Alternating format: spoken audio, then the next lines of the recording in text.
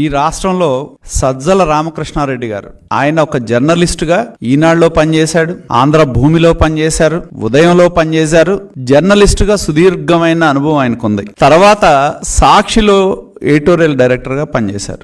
ఈ ప్రభుత్వంలో జగన్మోహన్ రెడ్డి గారి తర్వాత అత్యంతంగా అధికారాన్ని చెలాయించే రాష్ట్ర ప్రభుత్వ సలహాదారుగా ఉన్న వ్యక్తి సజ్జల రామకృష్ణారెడ్డి. అలాగే ఆయన కొడుకు, వాళ్ళేమి రోడ్డు మీద ఉన్నాళ్ళు కాదు, అడ్రస్లు లేనాళ్ళు కాదు, తెలియనాళ్ళు కాదు. ఆయన కొడుకు సజ్జల భార్గవరెడ్డి ఇవాళ ఈ సోషల్ మీడియాలో ఉన్నవి లేనట్టు, లేనివి ఉన్నట్టు సృష్టించే శక్తి ఉన్న బలమైన కుమారుడు ఆయనకి. మరి అటువంటి వ్యక్తులు తమకున్న అధికారాన్ని దుర్వినియోగం చేయటంతో పాటు ఈ రాష్ట్రంలో దొంగ ఓట్లు సృష్టించే బాధ్యతని సజ్జల రామకృష్ణారెడ్డి ఆయన కుమారుడు తీసుకున్నారనేది స్పష్టం అవుతా ఉంది. ఆయన ఏదైతే ఫామ్ 7 అనేది ఒక రిఫరెన్స్ నెంబర్ పెట్టాడో దాన్ని తీసుకుంటే పొన్నూరు నియోజకవర్గంలో ఆయన ఓటు కోసం అప్లై చేశాడు. ఎప్పుడు అప్లై చేశారు? ఆయన 13/10/2023 ఆయన పొన్నూరు నియోజకవర్గంలో అప్లై చేశాడు. బిఎల్ఓని ఎప్పుడు అపాయింట్ చేశారు?